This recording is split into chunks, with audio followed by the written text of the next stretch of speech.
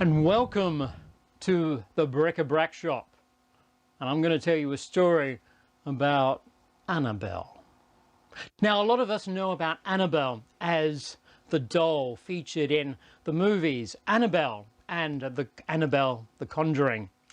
And she's quite a characteristic looking doll. But that's the movie. But the movie is based on a true doll. And she doesn't look anything like it. She looks like, well, she's Raggedy Ann. Quite a marketable doll that's been around for decades, if not 100 years. And this particular doll, which makes her quite unique, and makes her Annabelle, is a doll that was given to Donna back in 1970. She was a nurse and it was her 28th birthday, and she was given this doll by her mother, who actually bought the doll from a second-hand store. Now, Donna liked the doll very much, and she put it on her bed, and she would go out, go to work, come back home, and she would notice the doll in a different position. Legs and the arms would be crossed, completely changed. Now, she had a flatmate at the time called Angie, and Angie noticed this as well. And so they decided to test the doll by placing the arms and the legs crossed. And they came back that day, and it was uncrossed. And now they started noticing the doll actually moving around the flat. They'd leave it in one room, and they'd come home in the evening, and it would be in a different room.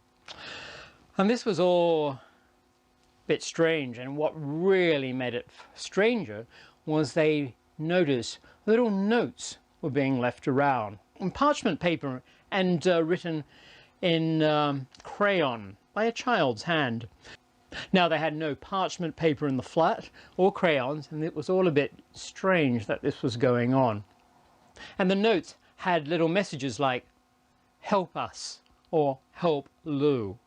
Now, Lou was the fiancé of Angie, so we're not really quite sure the messages, what they actually mean. Well, I can't understand it, but it was all a bit strange. They thought someone was breaking into the flat and playing jokes on them by moving the dolls. So they actually tested this by tapering the windows and the doors, and so they'd know if anyone had came in. But no one had came in at all, and it was all a bit bizarre. And Lou never really liked Annabelle that much at all. He always said she was a bit evil. But one night they came home and they found on the back of her hands what appeared to be blood.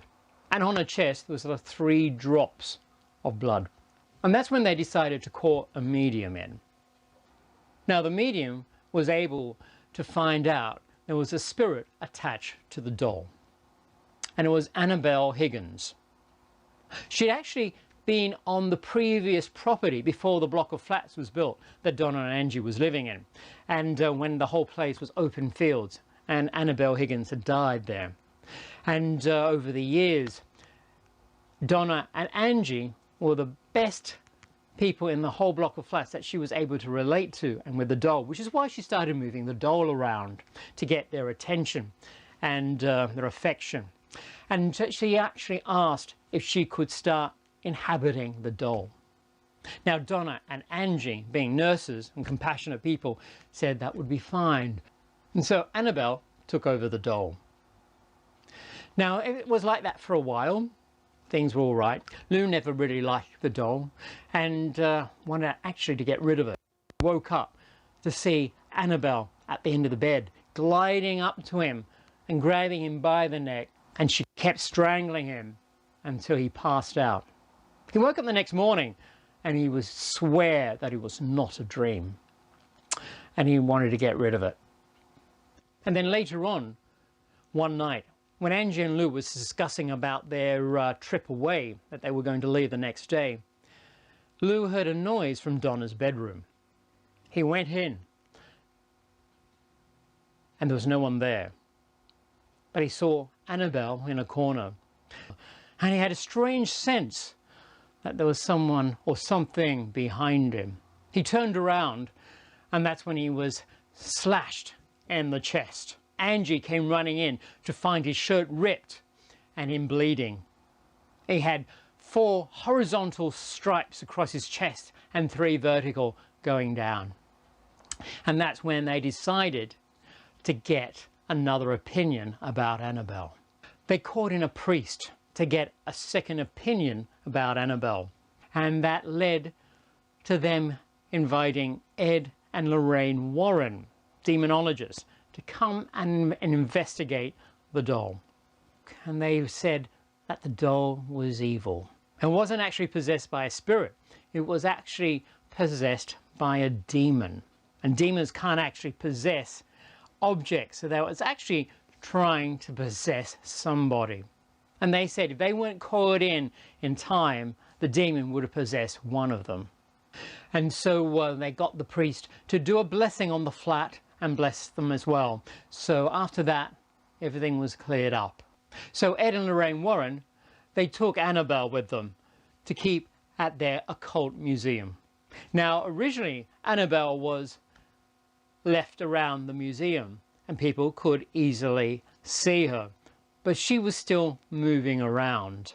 And there were certain instances where people would come in and think she was just a rag doll. Another priest actually came in and said to Annabelle that she was just a rag doll and had no power. But unfortunately for that priest, driving home, he was in quite a bad car accident. Now the situation became so bad with Annabelle, they actually had to put her away inside a glass case and have a priest come in to do a binding spell on her, so she'll be in that case. And there's a sign on the case saying, warning, positively do not open. And even in that case, do treat her with respect. And there was a couple that came to visit Annabelle who was very skeptical and arrogant and tempted her to actually scratch his chest and see if she could do anything to him. Now, on the way home on a motorbike, apparently they had a very big accident and he was killed. And his partner was in a hospital for a year. So whether you believe it or not, what do you explain about these strange occurrences? Now, apparently all we have is the stories from Ed and Lorraine Warren. But have they maybe misinterpreted Annabelle? Has anyone done another spirit consultation with Annabelle since the original consultation with the medium? It'd be interesting to ask Annabelle what is her situation? What does she want? And why? Because if there was any misinterpretation, maybe